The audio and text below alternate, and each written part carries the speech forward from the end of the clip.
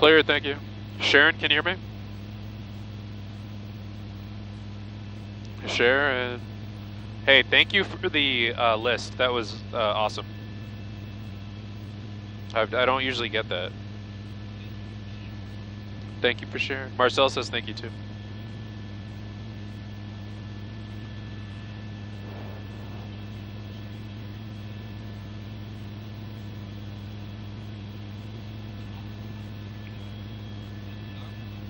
Copy that, Sharon.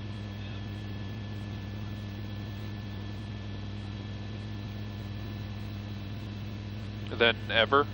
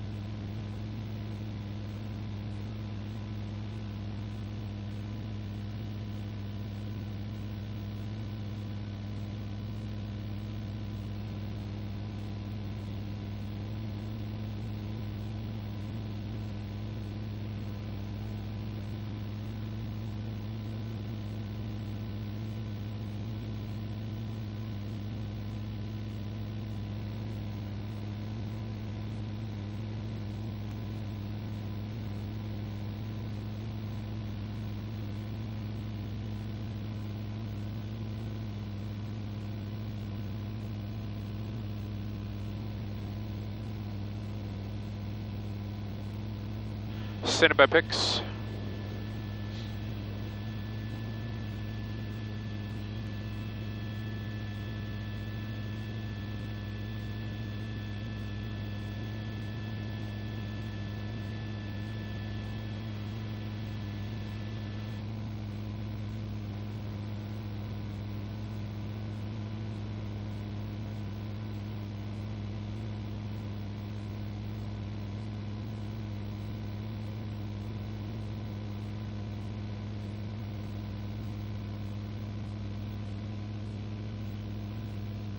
Thank you, still hot in the box.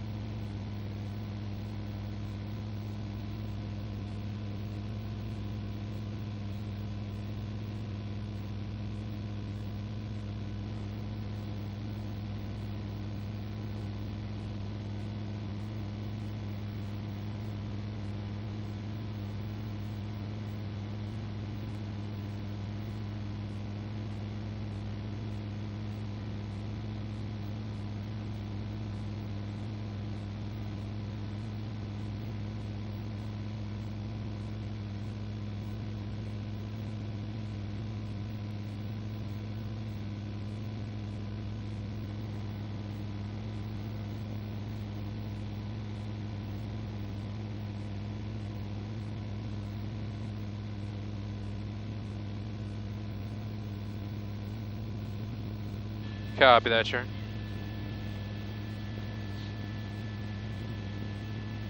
Hey, GMA might take us too. Yeah.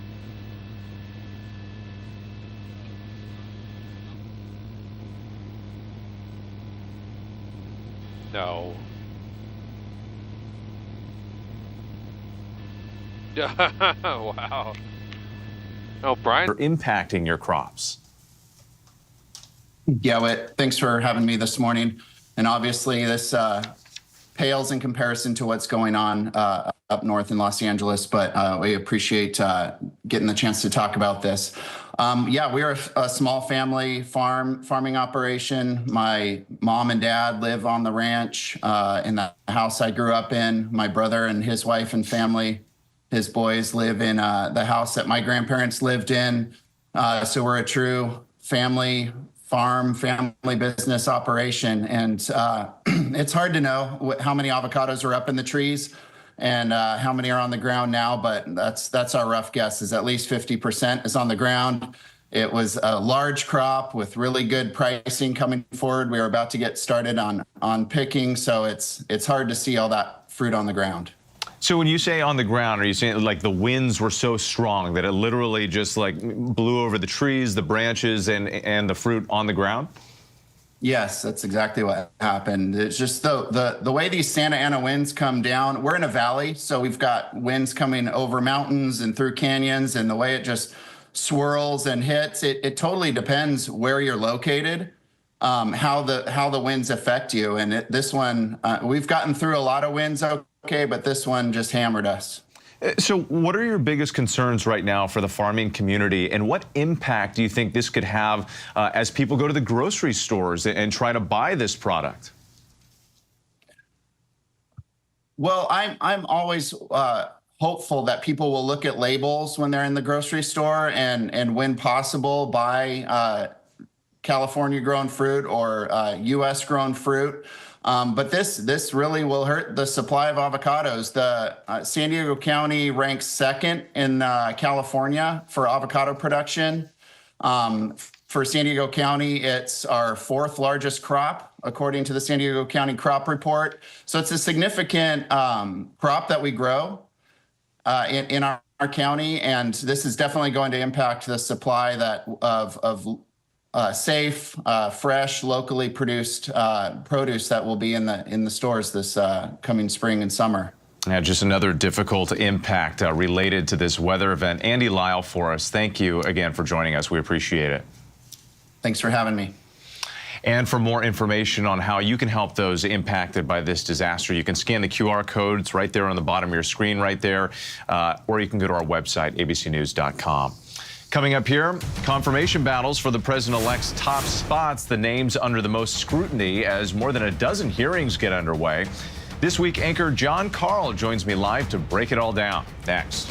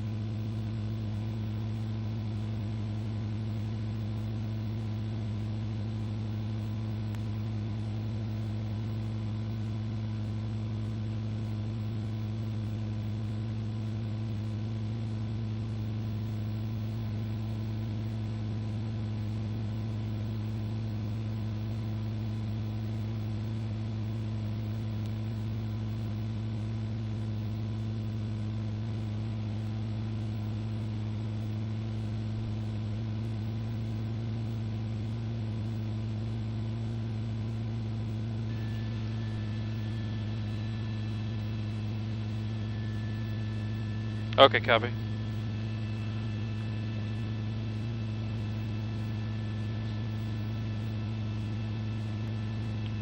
Let's do this, Marcel, and then you can kind of come under and show that it's not burning anymore. So we'll start with the destruction in Malibu. This is right off of PCH.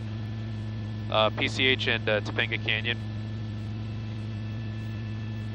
I think about a minute. Okay. Okay. That's fine, that's fine. Yeah. Do what you gotta do. Okay.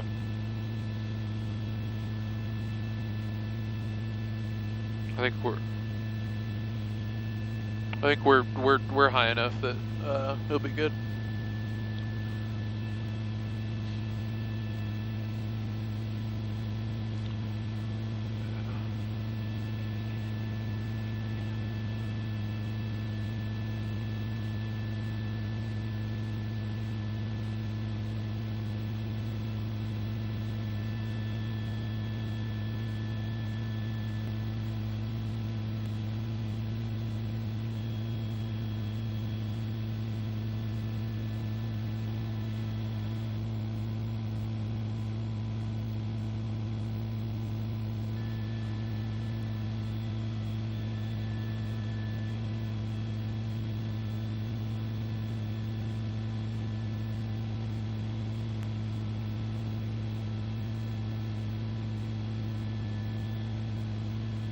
What did you want to look at, Deb?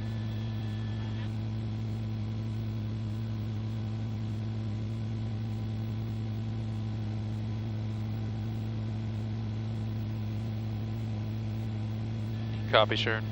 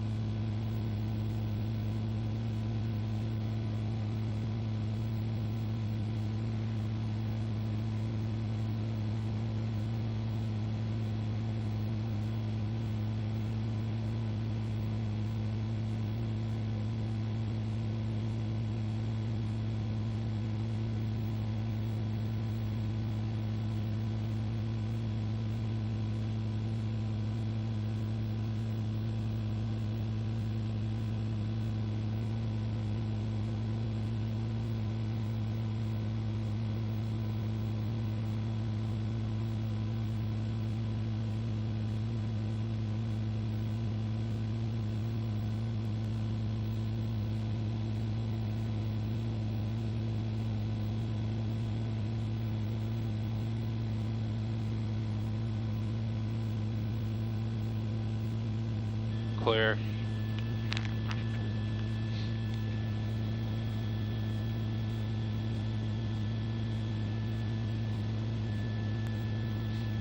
Do you have that adapter still? Grabs it.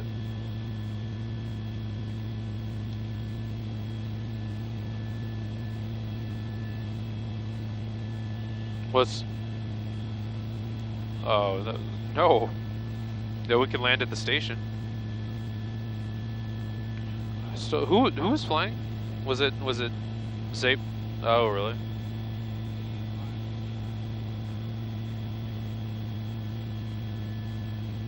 Does he still work there? I was supposed to go to the Christmas party. I didn't. Sorry. I'm sorry. Oh. Did Chris and Scott go?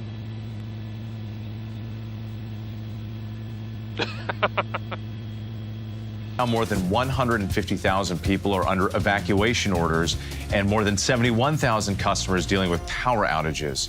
And as people wait for the fires to be out and pick up the pieces, there's resilience and communities coming together to help one another. Our Will Gans takes a look at some of the uplifting stories rising from the ashes. For a community that's lost so much. What you see here is just my clothes. It's all I have. Unlikely heroes are stepping up to give the gift of hope. Jack,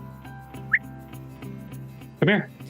Jack, an 11-year-old golden retriever, along with his human, Victor Laviaga, greeting displaced families at Southern California evacuation centers. So many different kids just smiling, and because they had been there in that evacuation center for at least 24 hours so at that point. Gina Sapanta and Mike Alder offering free hotel rooms to those who need one. We have our businesses here, our homes here throughout the city, and also being lawyers. Yes, we help people with their legal needs, but it goes beyond that. We're private citizens, we're not a charity, and I think because of that, we're quickly able to mobilize. Thanks to the couple, 167 families have a place to stay. I was lucky enough that they picked me and my son. As for their pets, the Pasadena Humane Society is currently housing more than 400 animals for families who didn't know if their temporary housing would be pet-friendly. We're going to hold on to those animals for as long as it takes for them to figure out their next step. We're going to kind of pull on our volunteer resources, our foster families if necessary. And as for those first responders, So these firefighters coming off the line, they've been working for 20, 30 hours straight. So for one thing, they're tired. They are absolutely beat up. Jack is waiting as they return to base camp from the fire line. There was one firefighter, I mean, his face was dirty with soot, his hair was a mess. He came over, he came down on his knee to hug Jack around the neck, and then he started talking. And he started telling me what he experienced on the fire line. And that's one of the best therapies, honestly, for anybody that's gone through a critical incident. And I thought, oh God, thank you, Lord. We're making a difference, I think. Jack and Victor are part of a nonprofit called First Responder Therapy Dogs, which dispatch dogs like Jack to disaster zones and help restore dopamine and serotonin to first responders who so desperately need it. It's a mission near to Victor's heart. He was a firefighter for more than 30 years, so to give this gift of hope for his first responder family is huge for him. And a critical gift of hope it is. Will Gantz, thanks for bringing that to us. We appreciate it. For now, I'm Wade Johnson in New York. Thank you so much for streaming with us. The news never stops. ABC News Live Weekend continues right now.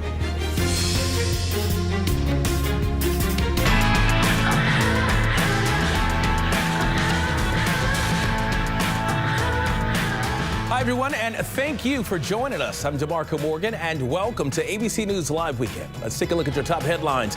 We start off with the deadly wildfire disaster in Southern California. New fires erupting across Los Angeles throughout the week. Thousands of people under mandatory evacuation orders, and in some parts, fire hydrants running dry. The massive Palisades fire, now the most destructive in LA's history, with tens of thousands of acres scorched.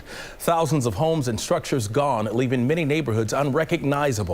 Now concern is growing about the threat of toxic smoke. And a final farewell to former President Jimmy Carter after an emotional week-long goodbye. All 5 living U.S. presidents and other dignitaries gathering at the National Cathedral for Carter's funeral, where President Biden delivered the eulogy. The 39th president returned to his hometown of Plains, Georgia, to be laid to rest alongside his beloved wife, Rosalind. And Meta announcing its platforms Facebook and Instagram are ending its fact-checking program to replace it with community notes. Now, Mark Zuckerberg says the move will allow the social networks to restore free expression. The Meta CEO also says it will be closer to the policy on X. And this after Zuckerberg met with President-elect Trump at Mar-a-Lago, and Meta donated to Trump's presidential inaugural committee, a first for the company. And turning now to our top story, it's one that everybody is talking about today. The election certification went peacefully this week, but 4 years ago, it was a far different story. A violent attack on Capitol Hill, and now there are questions about what will happen to those who have been sentenced for their role on January 6, 2021. Will President-elect Trump pardon them? That's the question. R.G. O'Brien has the story. You're watching the YouTube live stream of a vigil celebrating the men and women imprisoned on charges tied to this.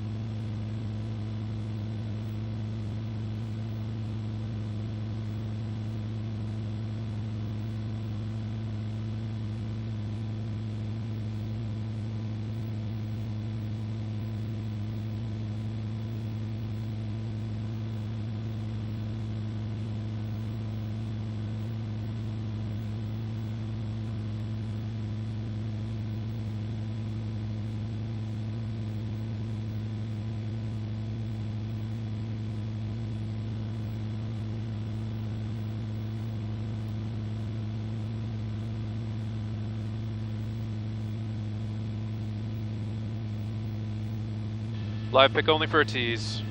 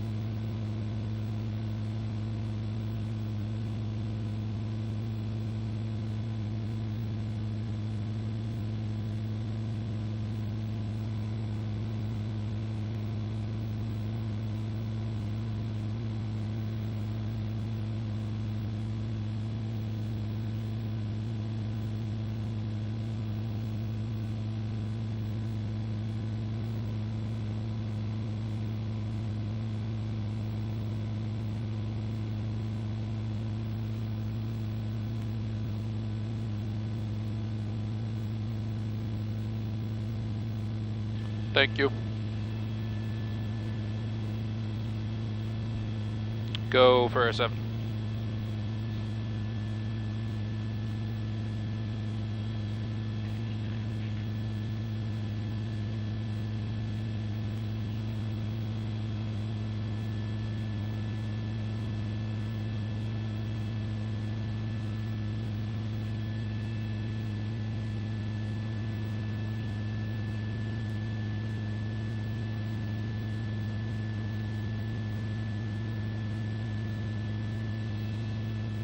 What do you think, Marcel?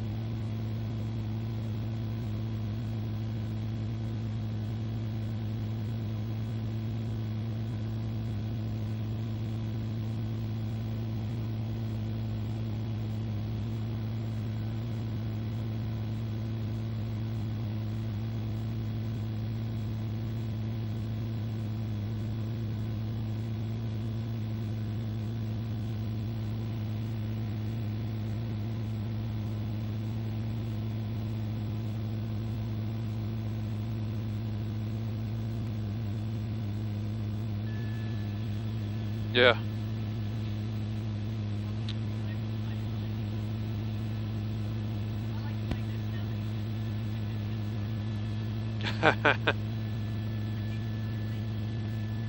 Is it just flies different?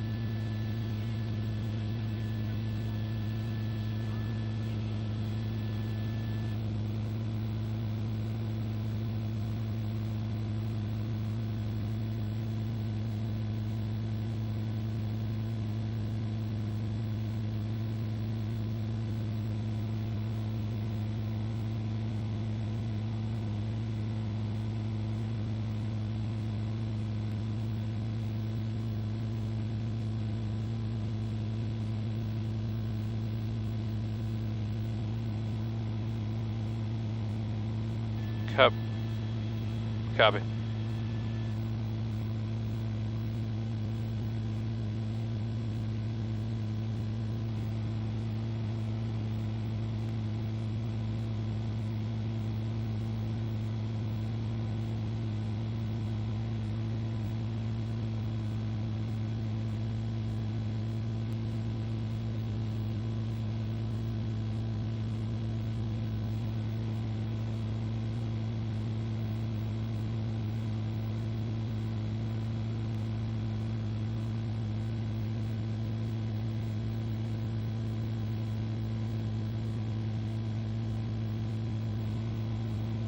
And clear. Hey.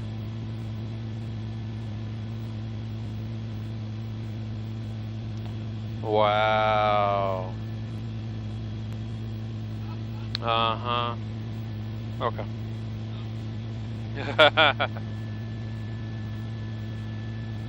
That's not what you texted me, Sharon, but we're cool.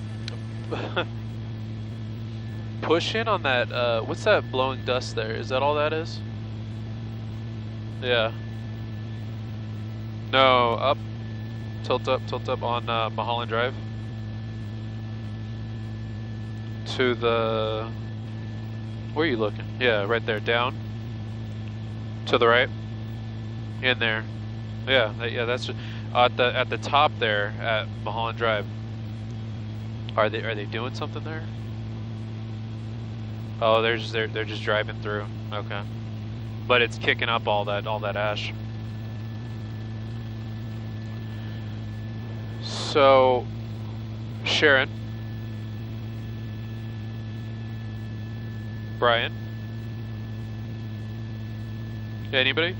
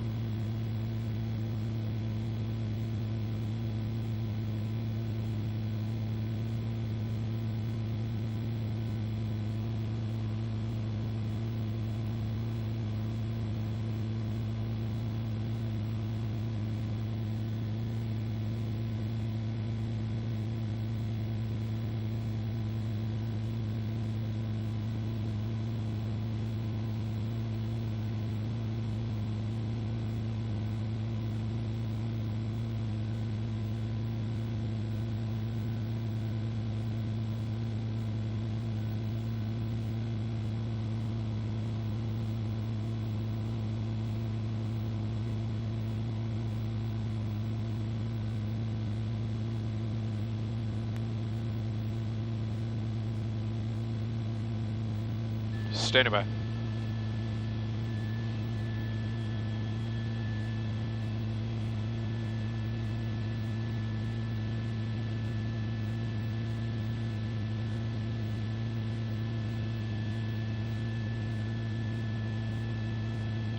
Standing by.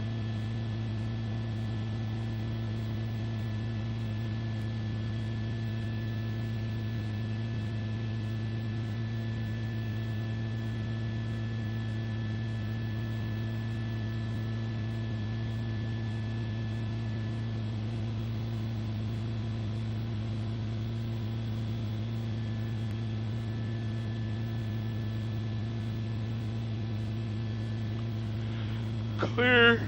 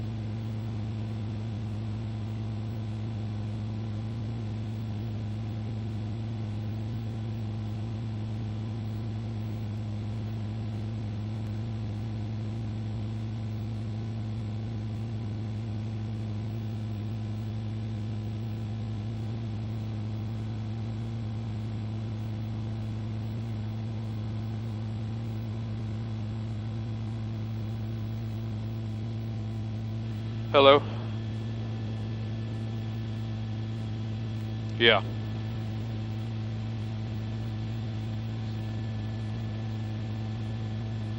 You're staying on at 8?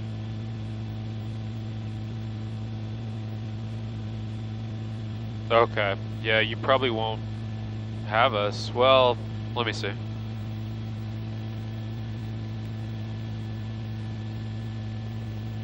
Yeah. Okay. Thank you. No.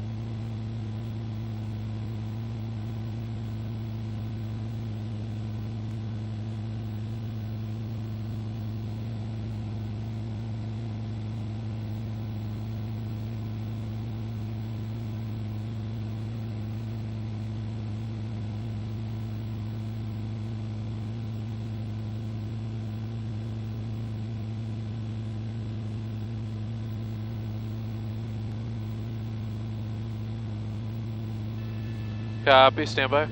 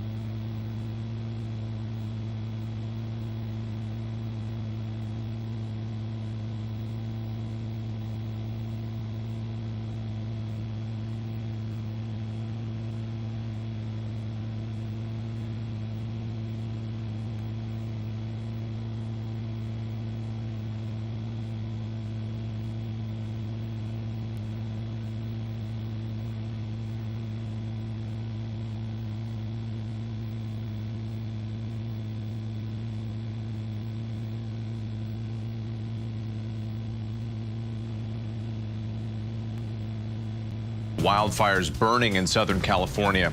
We're just moments away from hearing an update from county and city officials. We'll bring that to you once it happens. You can see the press and other officials gathering there.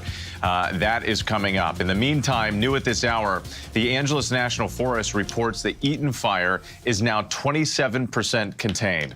Firefighters are battling on the ground and in the air to mitigate the threat to people in nearby communities. More than 8 million people are in the critical fire risk zone. All of this comes amid new evacuation orders as the firestorm stretches east. The catastrophic wildfires have claimed the lives of at least 16 people, but officials worry that number will rise. More than 12,000 structures have been damaged or destroyed. The Santa Ana winds picking up yet again, raising concerns that the wildfires could intensify the danger. We have team coverage and begin with Alex Stone in Altadena, California. Nearly 10 million people across Southern California are under a red flag warning and fire weather watch through Wednesday. Progress made by firefighters over the past few days could be in jeopardy. These winds, combined with low humidities and low fuel moistures, will keep the fire threat in Los Angeles County high. As the fires spread, over 150,000 people are under evacuation orders and 160,000 are under evacuation warnings. The Eaton fire has burned over 14,000 acres and destroyed and damaged 7,000 structures. The Palisades fire now expanding in other directions, leaving behind over 21,000 acres scorched. I mean, first of all, this is something we never expected because of where we are. This was the safe part of the Palisades. On Saturday, Governor Gavin Newsom greeted Mexican firefighters who joined 13,000 workers already on the ground to fight the fires. This as the ATF is now leading a task force investigating the cause and origin of the Palisades fire.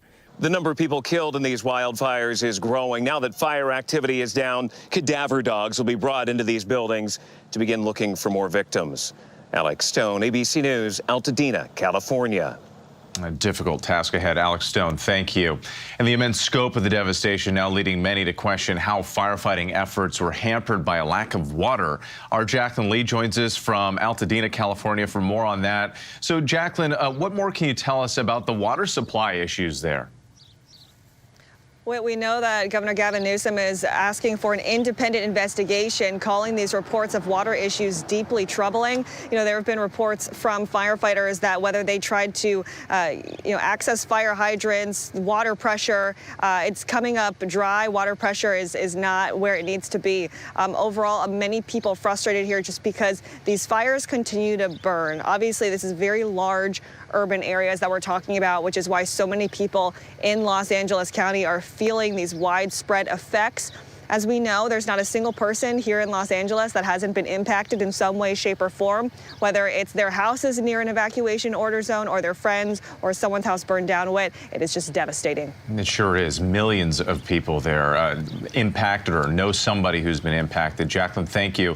We want to go right to this press conference that's happening in progress now, where Los Angeles County and city officials are giving an update on the potential progress here. Let's go ahead and take a listen. Is prepared. These winds, combined with low relative humidities and low fuel moistures, will keep the fire threat in Los Angeles County very high. I asked our county residents in wildfire-prone areas to understand that the necessary public safety power shutoffs are important for our collective safety in preventing the next wildfire natural disaster. I would like to express my gratitude to the Los Angeles County Board Chair, Supervisor Catherine Barger, and Supervisor Lindsay Horvath for their leadership and unwavering support of our residents, my fire department, and me as fire chief. To our first responders battling these wildfires, thank you for your relentless and fearless dedication in protecting residents and property throughout this great county. And finally, to all LA County residents, please be assured that we will continue to battle these wildfires from the air and on the ground until they are fully contained. We stand alongside all of you as we begin repopulation of evacuated areas, establishment of disaster recovery centers, and the rebuilding of your homes, your communities, and your lives. I would now like to introduce my trusted partner in public safety, LA City Fire Chief Kristen Crowley.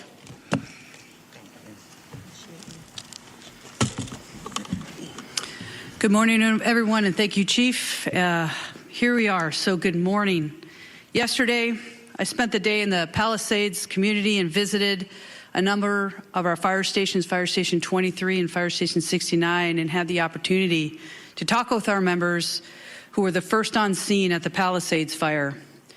Even without running water, gas, or electricity, your LAFD firefighters are doing everything they can to help the community. Although it was devastating to see firsthand the destruction of this fire, it is tremendously uplifting to see the outpour of support from all over Los Angeles region. There are donations of food, water, supplies, literally spilling over and out into our local fire stations that have become hubs for all of us to grieve, to have a warm meal, and to also gather together and support one another. Your LAFD firefighters and everybody involved in these active fire incidences will continue to work relentlessly around the clock. I will now provide a brief update on the 2 active fires that are burning within the city of Los Angeles. Palisades Fire. Air and ground crews worked tirelessly overnight with favorable wind conditions to prevent further spread into the Mandeville Canyon area. The fire is currently at 23,707 acres with 4,720 personnel that are assigned with 11% containment. Evacuation orders and warnings remain in place. I know this is incredibly frustrating, but I would like to understand it. I'd like to express and explain the why. Why our residents are not allowed to come back into that area. There are still active fires that are burning within the Palisades area, making it extremely, extremely dangerous for the public. There's no power, there's no water, there's broken gas lines, and we have unstable structures. The first responders are working as quickly as possible to ensure that it is safe for you to return into your communities. Canine search teams have been deployed to assist with our recovery efforts. The Hearst Fire. I'm extremely pleased to report that this fire has been held to 799 acres and is now 89% contained with over 300 firefighters assigned. Now today, strong north to northeast winds gusts are up to 50 miles per hour with low humidity will be observed. A red flag warning is in effect and will remain until 6 p.m. Wednesday evening. Strong Santa Ana winds are also expected to last through Wednesday, with the strongest winds occurring on Tuesday. With the next wave of wind events, I want to be very, very clear here. It's very important that the community understands that these wind events are coming into Los Angeles. I want to reassure you that Mayor Bass, Chief McDonald, and I are united and focused on exactly what we need to do to prepare the city with these next strong winds that are coming. Every available LAFD firefighter is on hand and will remain in place through this wind event. Additionally, firefighters continue to pour into Southern California region to bolster our firefighting capabilities. Next, I'd like to introduce LA County Sheriff Luna. Thank you. Thank you. Good morning. I'd like to start off with talking about staffing. We've increased our LA County Deputy Sheriff staffing to about 1,200 personnel, and that probably will continue to grow. Many of them are on 12-hour shifts, which means 12 on, 12 off. They're working incredibly hard.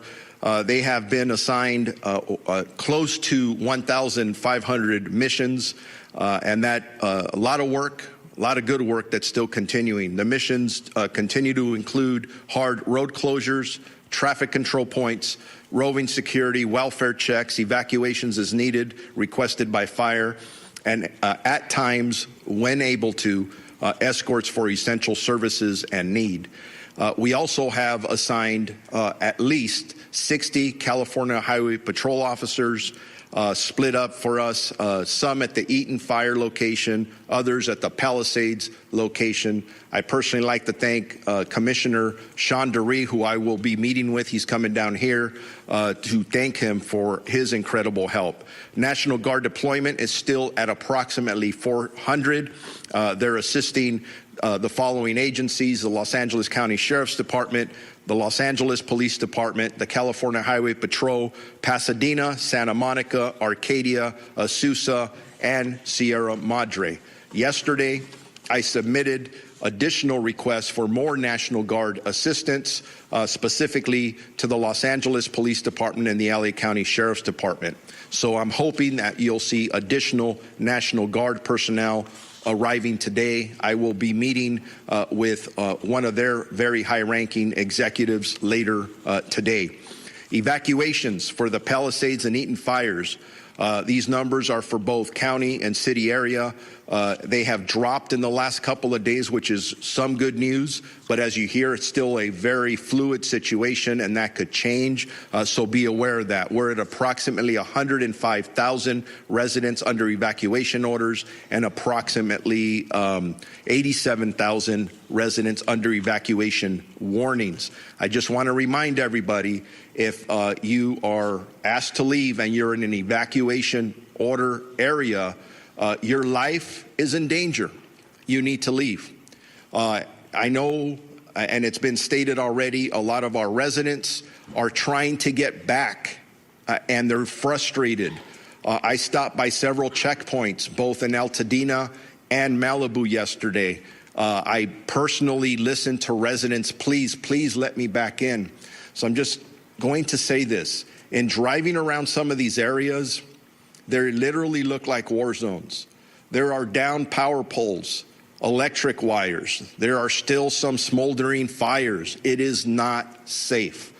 The minute it is safe, we understand the inconvenience, and every conversation we're having about evacuations, that depopulation conversation is continuously coming up. We do care. We want to get you back into your homes, but we can't allow that until it is safe for you to do so. In regards to arrest and criminal activity, we had several more arrests overnight, bringing our total to approximately, I'm going to say approximately because we're still trying to reconcile numbers, about 29, 25 in the Eaton fire area and 4 in the Palisades area. I'm going to guess that Chief McDonald may talk about this, but when I was out there in the Malibu area, I saw a gentleman that looked like a firefighter, and I asked him if he was okay because he was sitting down. I didn't realize we had him in handcuffs. We were turning him over to LAPD because he was dressed like a fireman, and he was not. He just got caught burglarizing a home. So those are issues that our frontline deputies and police officers are dealing with. So again, that's why we're asking for your patience. Yesterday in Palisades, we had 1 arrest for a curfew violation. Unfortunately, they resisted arrest. In Eaton, we had 6 arrests last night, 3 for curfew violations and 3 for additional charges, including carrying a concealed firearm and narcotics-related charges. Now, I just gave you stats about things our deputies are dealing with in the street. I want to put out a caution to people. If you are thinking about scamming, using this incident to take advantage of residents that have already been victimized, from a white-collar perspective, I have been in close communication. We had a press conference yesterday with Chief McDonald and I, the State Attorney General. We've been in constant communication with District Attorney Nathan Hochman. I also received a call a day ago from Martin Estrada, the U.S. Attorney here. They are all eager to prosecute anybody who is taking advantage of our residents during this very difficult time, whether it is a burglary or it is some kind of white-collar crime and a scam or anything that you may be thinking about doing. The next issue, which is a little more difficult to talk about, is yesterday we started a search and rescue operation out in the Eaton area, where in the first day of this operation, grid searching, we searched approximately 364 properties in the Altadena area. And unfortunately, during that search, we did locate 3 deceased. As these searches continue, I unfortunately anticipate that those numbers will increase. We will start a similar operation in the northern side of the county here very soon. So the numbers I have, and again, it's going to change. Unfortunately, we have confirmed 14 deaths, and that is in our specific LA County jurisdiction. 11 at the Eaton fire and 3 in our portion or our jurisdiction of the Palisades fire. LA cities, that's in addition to. So when you hear the coroner, our partners at the coroner reporting numbers, that's a little bit different. Missing persons. I cannot emphasize, because I'm getting text and calls, if you believe somebody is missing, please report it to your local law enforcement agency. Right now, with the Sheriff's Department, we have 16 missing person reports. We have 12 in Eaton and 4 in Palisades. If there's any good news, there's no juveniles that are missing within those numbers. But I know just coming here this morning, it sounds like we just got dozens and dozens more. I have to reconcile those numbers. We'll report them at a later time. Yeah, and then as I conclude, I know I talk about arrest. That is negative. Some of the things we're talking about are sad. But in this time of crisis, the calls for people wanting to help and donate are enormous. And that's who we are in the county of Los Angeles, the city of Los Angeles. So I just want to throw this out. If you are interested in donating food, money, clothing, whatever that may be, the Emergency Network Los Angeles by visiting www.enla.org. And thank you for all of you who are amazing out there who want to help. And then if you want updated information about evacuation orders, warnings, or road closures, lacounty.gov/emergency. And with that, I'm going to turn it over to the Los Angeles Police Chief, Jim McDonald. Good morning. Morning. Thank you, Sheriff. In the wake of the devastating fires, I just want to acknowledge the incredible strength and resilience that our community has shown during these very challenging times. It's truly inspiring to see neighbors coming together to support one another. And as your Chief of Police, I want to ensure you that the LAPD remains fully committed to your safety and well-being as we all move forward together. LAPD currently has over 600 officers deployed to these areas with support from the Los Angeles Airport Police, Port Police, and the National Guard, who has 100 soldiers assigned to the Palisades incident, and we're very grateful for their support. Excuse me. I want to just, touch on, during the evacuation at the early stages, thousands of people fled their homes without notice and without much of anything but the clothes on their back. Traumatic experience, certainly, for everybody involved. We tried to be as compassionate as we could be by putting together escorts that provided limited access for people to get into the area very deliberately and be able to retrieve medication or pets in some cases. What we found was that was successful for those who we were able to accommodate, but the numbers became overwhelming. There was frustration. There were long waits to be able to do it, and we still tried to facilitate it, although we weren't able to do that for everyone. Today, we need to suspend that practice effective immediately. We have search operations now beginning. We will have cadaver dog deployment, and that will result in crime scene preservation efforts, and then the recovery of remains, working closely with the LA County coroner. Tomorrow, winds will be picking up, as you heard, further, complicating our efforts and creating an additional fire danger. And so the atmosphere is very continuously changing. We have to adapt to the conditions that are presented to us, and in this case, this is a modification that some will have difficulty with, and I apologize for that. We recognize the importance of protecting fire-affected areas, not just from the physical dangers left behind, but also from those who might exploit this tragedy. To that end, our officers are conducting increased patrols in the areas impacted by the fires. Identifying the cause of these fires is critically important. In conjunction with our partner agencies and led by the Bureau of Alcohol, Tobacco, and Firearms, we've created the Los Angeles Regional Wildfire Investigative Task Force, who's actively working to identify the cause of the Palisades fire and ultimately all of the fires that we have experienced.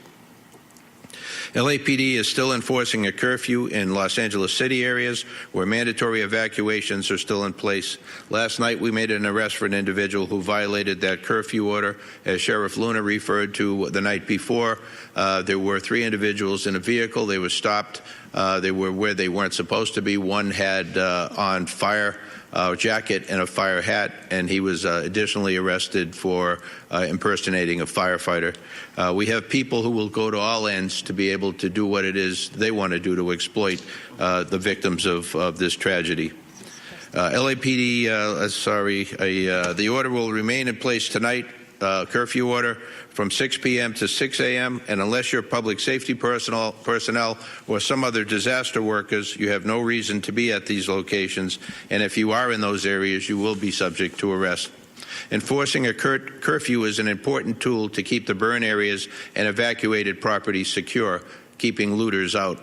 This effort also helps protect public safety personnel who are operating in darkness in very difficult conditions. And as you heard previously, the threat there from gas lines, from electricity, down power lines, and many other, not to mention the toxic environment that exists in that area due to the fire that burned plastics and different types of composite material. We all know what the long-term effects of exposure to that can be. I won't go in here to the scams, and the sheriff referred to that, but there are a lot of scams. I would ask that for those of you looking to donate to fire victims, do so with caution. Before contributing, take time to thoroughly research the charity or organization that you're considering.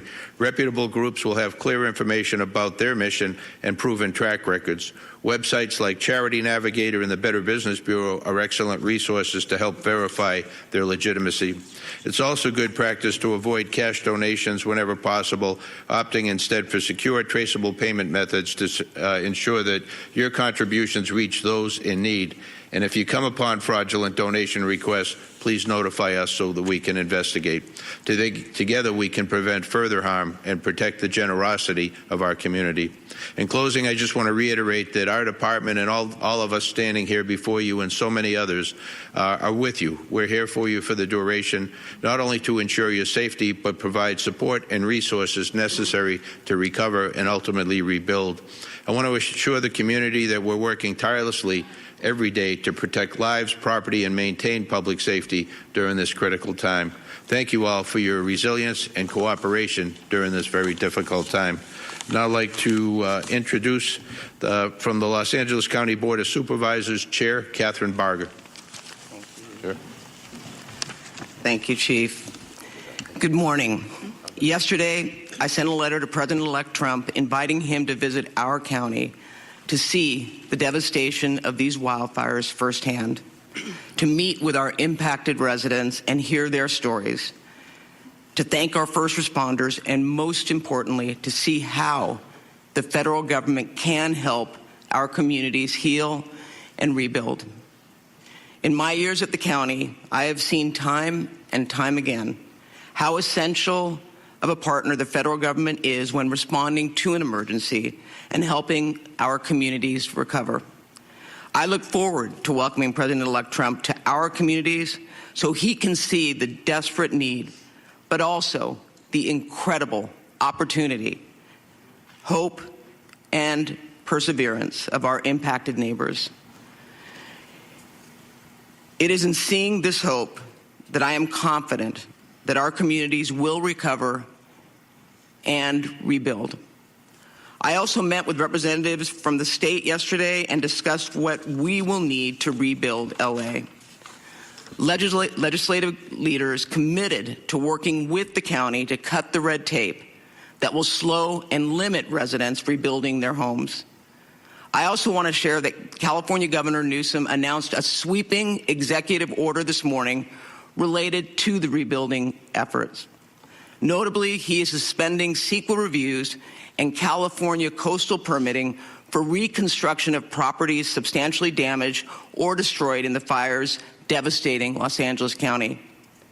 I also appreciate the directive to state agencies to identify additional permitting requirements that can be safely suspended or streamlined to accelerate rebuilding and make it more affordable.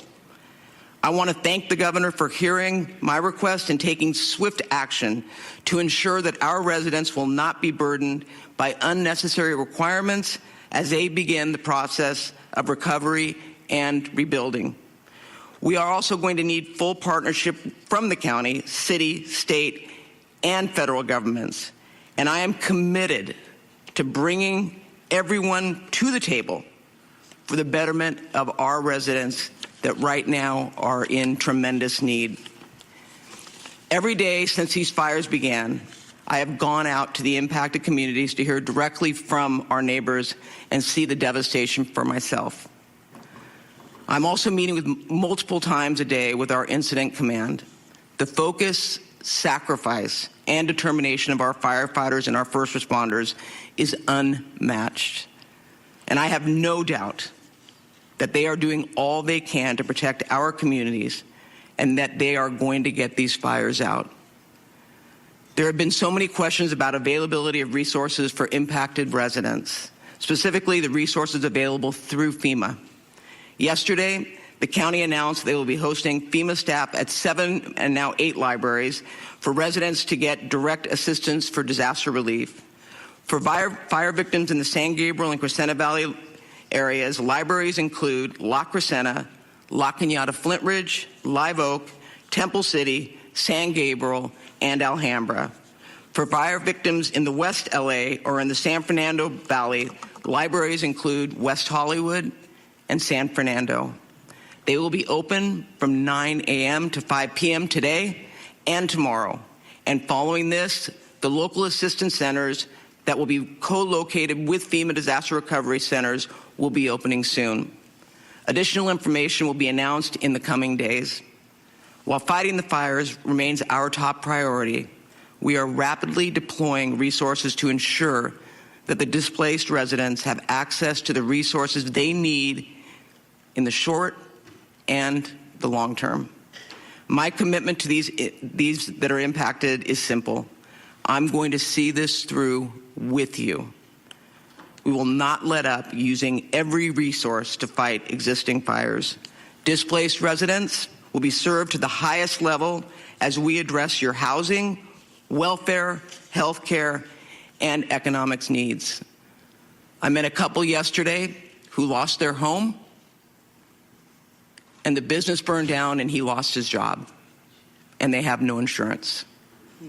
People are suffering. And when we rebuild, I can assure you that the county will lead the restoration of neighborhoods that are safe, prosperous, and reflect the beautiful and loving community that has always stood there. With that, I'd like to introduce the City of Los Angeles Mayor, Karen Bass. Good morning, everyone, and thank you, Supervisor, and let me assure you that you will have a full partner in the City of Los Angeles. Yesterday, I was at the Hearst Command Post in Sylmar, and it was an example of our heroic first responders. The department, the Deputy Chief, Jamie Moore, is an example of one of those heroic first responders. I received an in-depth briefing about the fires, the successes, and the upcoming threats. Also met with many volunteers. It was very inspirational to be there and to see groups of people coming up in the entire time I was there, delivering all sorts of supplies for the first responders. It was an example to me of the spirit of our city and how we need to continue to act in a unified manner.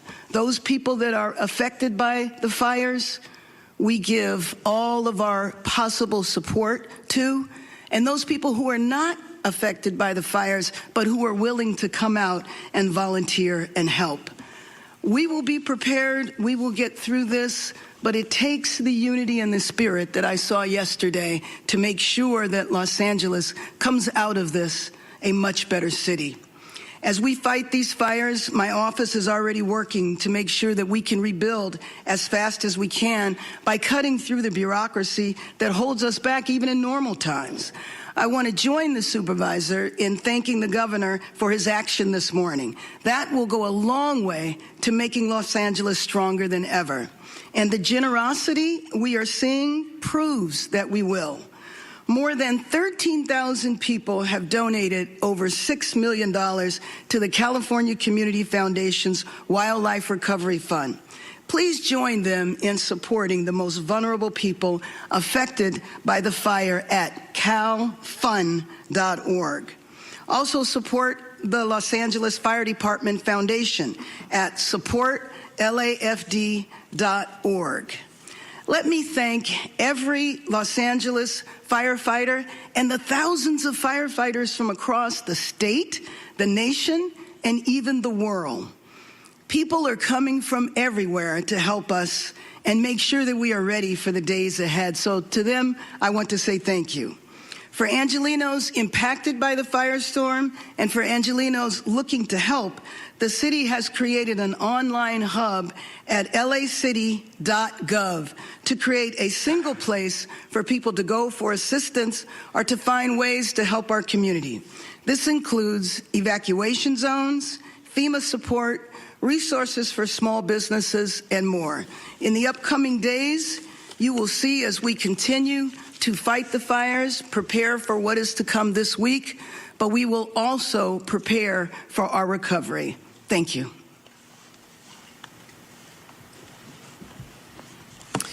Good morning. I want to start by extending my sincere condolences and sympathies to the families of the victims who have been identified and who continue to be identified through the heroic work of our first responders. For updates in the 3rd District, power is back on in Topanga and significant progress has been made in standing down the fires.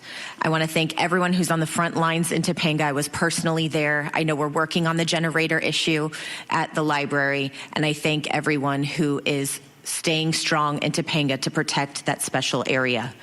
Grateful, again, last night for the firefighters who also work to protect the Mandeville Canyon area. The chief and I were on site last night and witnessed firsthand the heroic efforts that are happening there, and I know will continue to happen throughout the day to protect the region. SoCal Gas is starting to restore connections in Malibu today as well. Shifting gears to our public health issues, LA County is currently under a local health emergency. This is also declared by Secretary Becerra.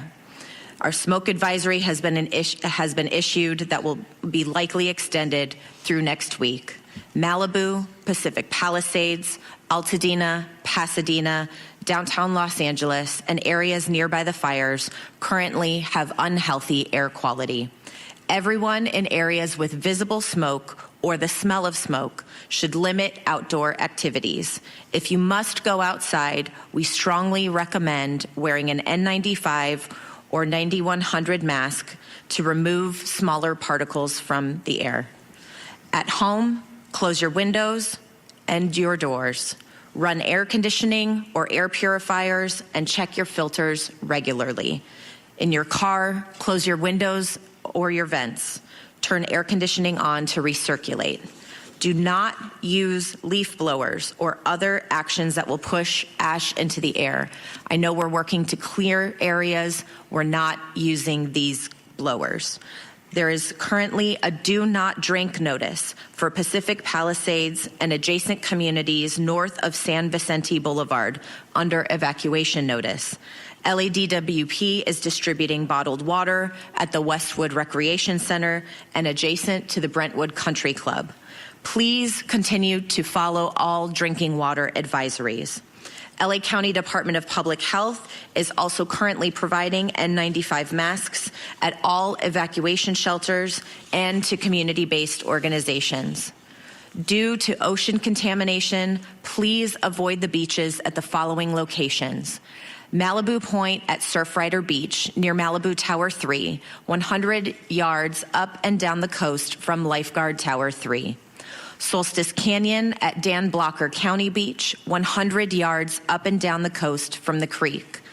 Inner Cabrillo Beach in San Pedro. Additional county resources, as you heard, FEMA staff are available to provide assistance at 8 county libraries today. We also are providing additional mental health support, and you're able to call 800-854-7771. For more information, continue to check emergency.lacounty.gov for the latest updates and resources. I want to echo my thanks to the governor for his swift action, as well as to the president and vice president of the United States who personally reached out to extend their support. I want to conclude with my deepest gratitude to all of our first responders who are fighting tirelessly to keep us safe. I know we're trying to help get you a break before the red flag event begins, but I know deep down you will not let us down, and you're going to persevere, and we will have your back. Thank you.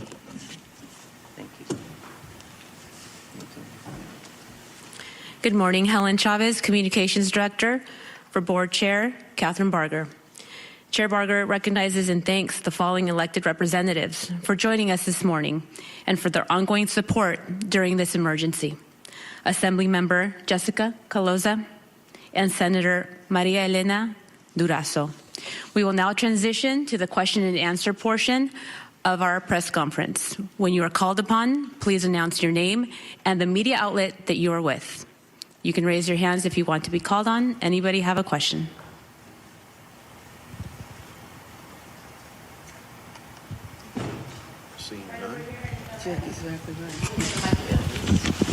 Thank you. Oh, okay. I'm Bianca Beltran with NBCLA. You spoke about the arrests that were made overnight in recent days. Can you speak to the biggest challenges when it comes to access in these fire areas? And do you find that these individuals are from the area or coming from further away? Thank you. In regards to the challenges in our areas for the LA County Sheriff's jurisdiction, the individuals that we're contacting do not live in the areas where we're arresting them. We're finding out they have zero business being in these areas. So I do want to reiterate to our communities, if you do not belong in these affected areas, do not go there. You are subject to arrest. I listed some of the charges. We are contacting people, and we are finding a variety of things, including people with firearms, with narcotics. Don't go there. Hopefully that answers your question. Any other questions? We're going to go over here in the plaid shirt microphone. Oh, thank you. Oh, okay. How troubled are you that there's a lack of communication between the city of Los Angeles and the incoming Trump administration? There isn't a lack of communication between the city of Los Angeles and the incoming Trump administration. I have spoken with representatives of the incoming administration. I'll be talking more about that in the coming days. Mayor Bass, where do conversations stand about long-term housing for the displaced? Well, you will hear more from us this week in terms of moving into the recovery phase. There's a lot of things that we need to do, but one of the things that we're looking at, and you know, something I've been working on for a long time in terms of expediting the process, but given this emergency, looking back at efforts that had taken place in the past and how we move full stream ahead. And this is where I was saying that we're going to be lockstep with the county because we need to cut through the red tape that has always been a problem. But now it's over. We absolutely have to get past this and get the rebuilding going as fast as possible. Thank you, Mayor Bass. Any other questions? We're going to go right here in the middle. Name and media outlet. Hi, this is Kirsten with KCAL News. On the missing people, are I understand there was the Family Assistance Center that was opened in Pasadena. Is that still open? And I mean, how many are you talking about that are still unaccounted for?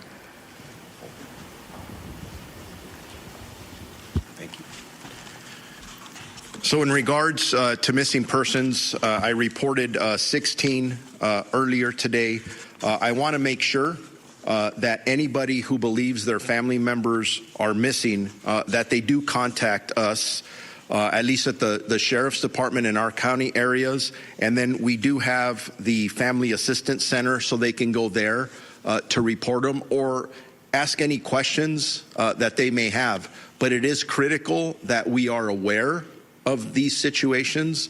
And when I talk about reconciling numbers, hour by the hour, the numbers increase. Sometimes they decrease because people are being found. So I expect or anticipate that the number of missing persons will absolutely go up.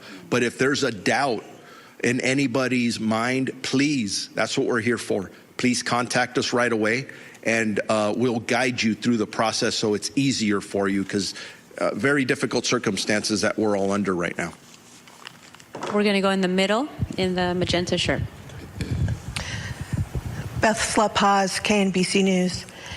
NBC News is at Brentwood, where yesterday and today there's been massive lines of people waiting to get into the evacuated area to get things from their homes, medicines, etc. We're being told by folks here that they heard the city was allowing people up to their homes if they came to this location, but then they're not being allowed. Some say they're being told by LAPD 3 cars can go up with an escort every 15 to 20 minutes, but it's not happening. A LAPD officer is telling some resident, in quote, it's all up to the fire department. What's the plan for all these people? Will they be taking people to homes today, and what's the plan for these residents? Yeah, thank you. I addressed that in my comments earlier.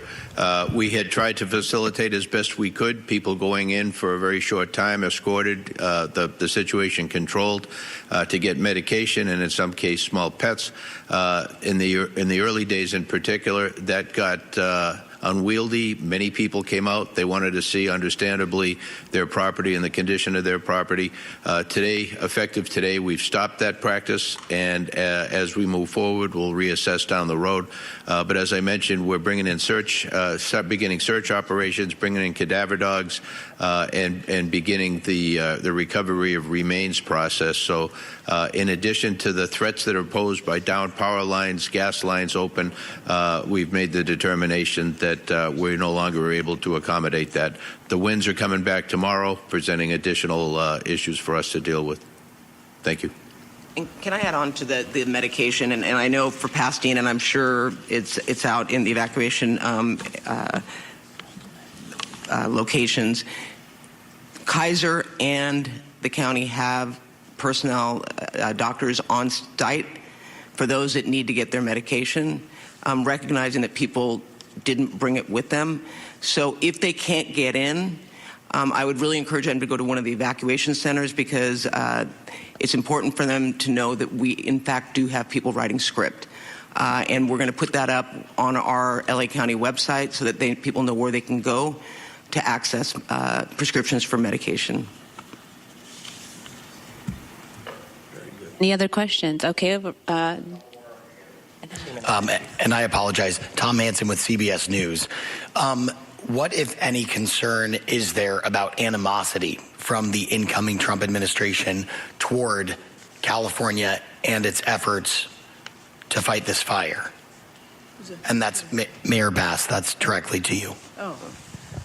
Actually, I'm not worried about that. I mean, I joined in the invitation to the incoming president to come to Los Angeles. I joined with the supervisor and the governor, spoke directly with the incoming administration yesterday. It was a fine call, so I'm not concerned about that. There are also, as I mentioned before, a number of my former colleagues who are up for confirmation. I feel like I will have good relations there. Is the incoming president expected to come here? I believe so. I mean, it was a positive response yesterday. Yeah, you know, I will say, knowing what I know, and I represent Altadena, which is probably the most diverse community that in the 5th District, this is the exact constituency that he was talking to. You've got socioeconomics from all walks of life, and they are suffering. So I am confident that this president will come. Well, my conversation also yesterday was throwing around possible points of timing. No. Okay. And then, sorry, just one more question. So we are expecting severe gusts of wind in the coming days. Is the city prepared regarding fire hydrants and water pressure? I believe the city is prepared. I'm going to receive reports in a couple of hours from a couple of the other city departments. And Chief, if you want to expand on that. Thank you. Thank you. We had I'm sorry, Chief.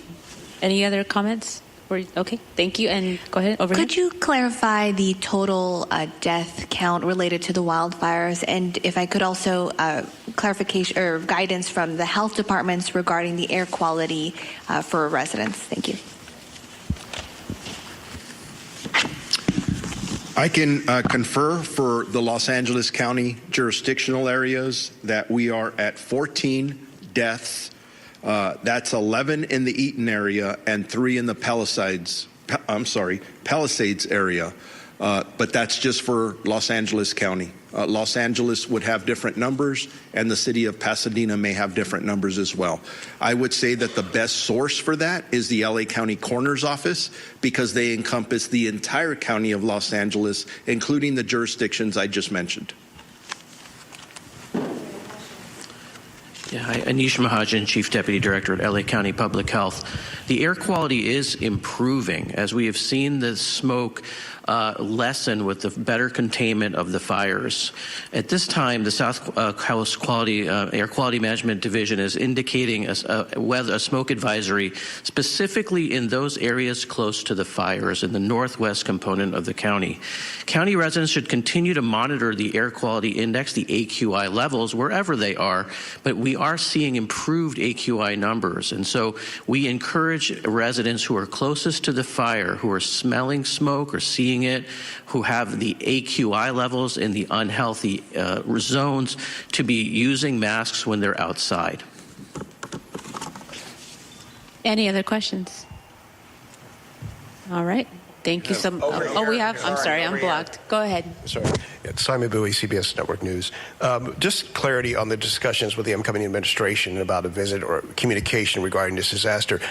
Just to be clear, has Mayor Bass, have you or you, Supervisor Barga, or has anyone in the governor's office actually had a conversation with the president-elect since this disaster has happened? He's been on social media making lots of comments. I have not had a conversation directly with the incoming president. So it's only been with this administration, not with him. And Supervisor, same thing, same question to you. No, I sent my letter yesterday. I'll be following up today.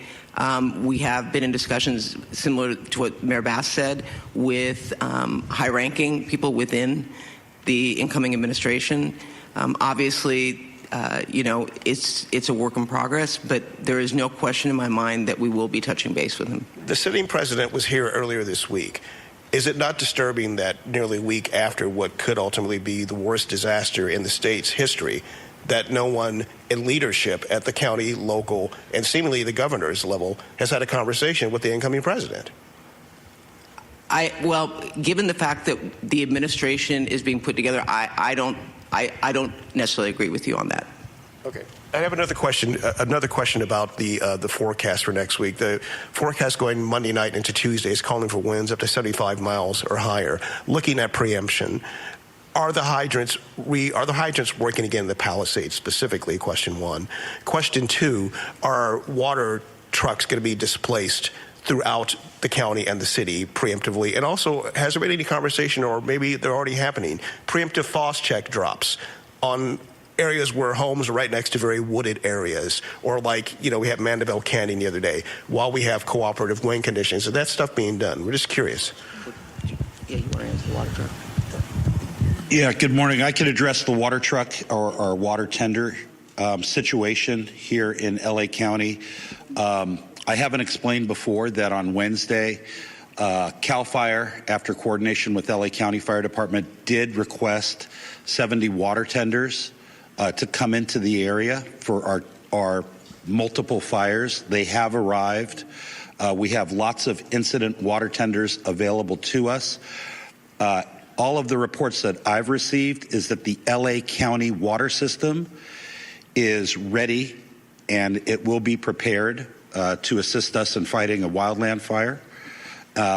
Your concerns with the Phos-Check drops, CAL FIRE, and our federal partners who dropped. And you're watching that press briefing with LA City and county officials giving an update on the wildfire emergency there in Southern California. A number of headlines and a few things to sort through. One thing I want to address first is the death toll that they've been talking about.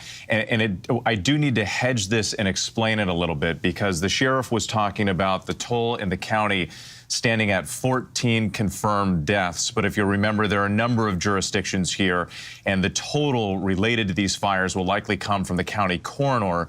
We had been reporting that there were at least 16. But what the sheriff was saying specifically, and this is an important point in the days ahead, is that they did just recently locate 3 more victims, 3 more people who were killed as a result of these fires. And he was painting this picture, and you're seeing it here with the video, of just this widespread devastation. And only now do they have the conditions to be able to get into some of these communities. They're bringing in cadaver dogs, and they're searching, and this is a delicate, meticulous search from home to home, property by property, trying to see if they can locate any more victims. So he essentially is sending out this warning to the community that that death toll is likely to rise. He also said that there are now 16 people reported unaccounted for.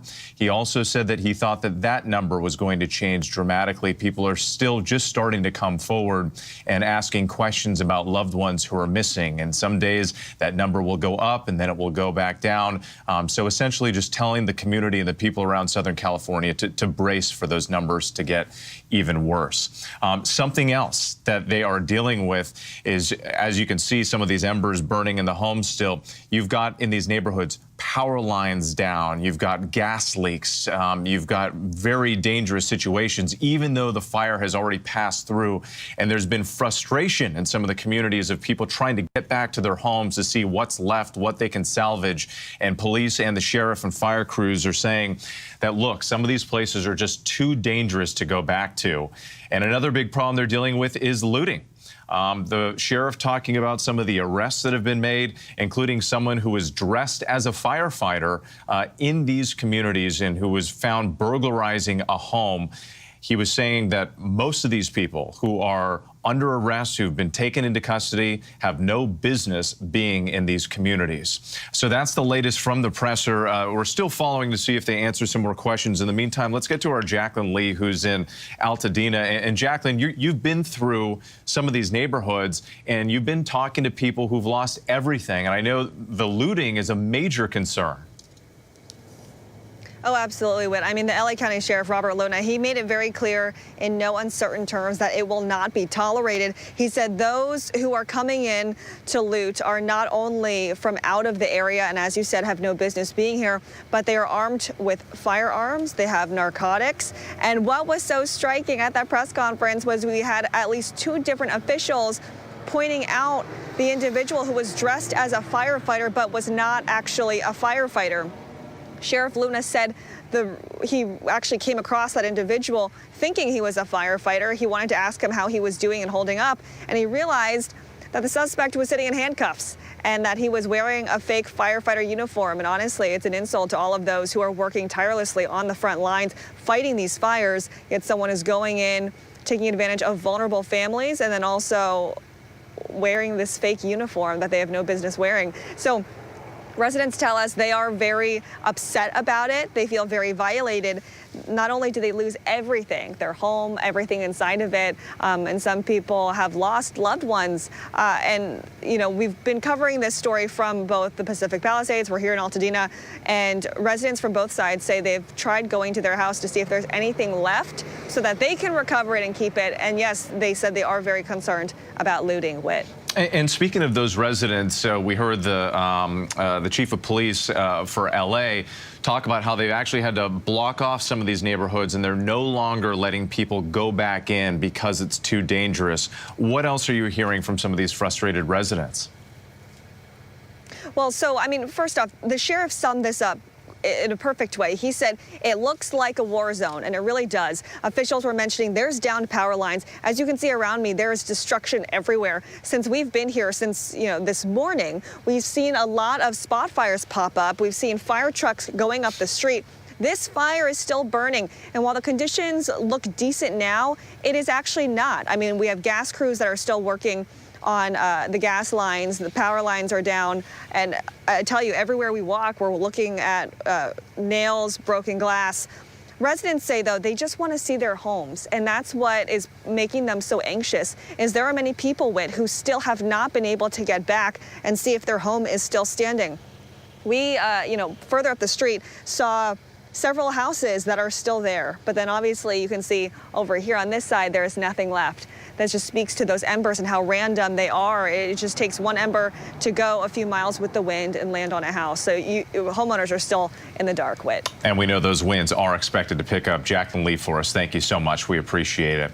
Meanwhile, there are thousands of professional firefighters as well as volunteers battling the fires, but you might not know that there are also nearly 1,000 inmates, prisoners of the California correction system, also out there on the front lines.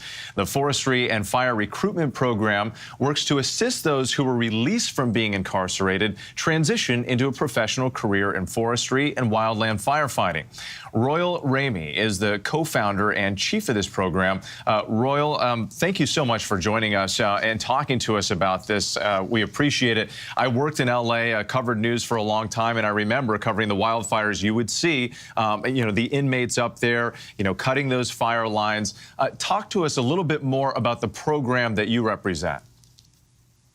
Yeah, so first off, I want to say thanks for having me.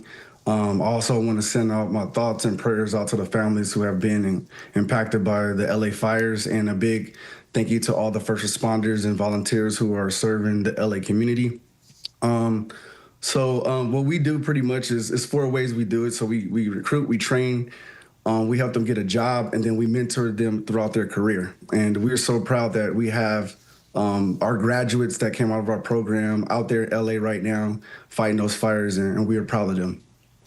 And I understand this is personal for you because you helped found this program. Talk about what this did for you in your life and career. Yeah, so I learned to be a firefighter when I was in prison. I was a part of the California Fire Camps program, which trains, deploys those that are incarcerated to fight wildfires. And since the 1940s, thousands of people have gone through this program, and it really changed my life. It gave me an opportunity for a career path, but it was difficult, coming home and understanding the process of actually becoming a firefighter. And, I consider myself a modern-day Harriet Tubman and wanted to give other folks the opportunity to, pursue a career in firefighting. Let me ask you this. There is some criticism, some people suggesting that, look, this is the state just taking advantage of cheap labor, right? Like where you can get some of these inmates and they might make a few bucks a day and they're doing this, life-threatening, difficult work. What would you say to them? How would you respond to that criticism? It is a voluntary program. There's a lot of benefits that come with it. You get better food. You get visits in the park-like setting. Dormitory living. You get out in the community and folks are eligible to get time off. But for me, it exposed me to that career that I love now. And that's one of the reasons why I started FFRP. So for me, and my experience was kind of a roller coaster mentally, physically, emotionally. But for me, I turned that negative into a positive, and I found a career path that, that I love. And I'm just trying to help others find their path too. Well, Royal Ramey, thank you so much for taking the time. We appreciate you and all the incredible work that you and your colleagues are doing out there, saving lives and property. Thank you. Thank you. And once again here, those red flag warnings, they remain in effect for much of Southern California as LA prepares for more strong Santa Ana winds this week. Let's get to meteorologist Samara Theodore, who is tracking it all. Samara, what can we expect? Yes, well, the red flag warnings are extended through Wednesday, and so winds are actually going to peak Monday night into Tuesday. So it's going to get worse before it gets better. Red flag warnings in place for Pacific Palisades, Riverside. We even have high wind warnings for places like Alameda. Now, the critical fire risk stays in place for Simi Valley, Malibu, San Fernando, and to Anaheim. We're talking wind gusts up to 55 miles per hour, generally speaking, but there are some spots close to the mountain that could see wind gusts as high as 70 miles per hour. Humidity also remaining low. Remember, they are in a severe drought in Los Angeles County. They're in quite the deficit. So it's dry, it's windy wet, and things are going to get worse by Monday night. Okay, Samara, thank you. And for information on how you can help those affected by this disaster, you can scan the QR code right there at the bottom of your screen. We'll be covering the latest from these fires all day long right here on ABC News Live. For now, though, we turn to This Week with Jonathan Karl, who spoke with the FEMA administrator, Deanne Criswell. This week starts right now. This Week with George Stephanopoulos starts right now. Devastating blazes. Los Angeles continues to battle catastrophic wildfires. At least 16 dead, thousands of homes destroyed, tens of thousands forced to flee. It's apocalyptic. It's like someone's dropped a bomb. All of the landmarks are gone. It's just done. Already the most destructive fires in Southern California history, and still not under control. The preparation just wasn't right. It wasn't enough. In spite of the grief, in spite of the anger, we have got to stay focused until the fires are out. This morning, our team is live on the scene. The very latest from FEMA Administrator Deanne Criswell and California Senator Adam Schiff on the challenges ahead. Plus, Republican House Majority Whip Tom Emmer on how the new Congress will respond. Tricky territory. We need it for national security. That's for the free world. 1 week to his inauguration, President-elect Trump says he wants to take over Greenland, the Panama Canal, and maybe even Canada. Is he serious? We'll speak with his incoming White House National Security Advisor, Mike Waltz. Plus, all 5 living presidents gather in Washington as America bids farewell to Jimmy Carter. So what did Trump and Obama discuss? We'll ask the roundtable. From ABC News, it's This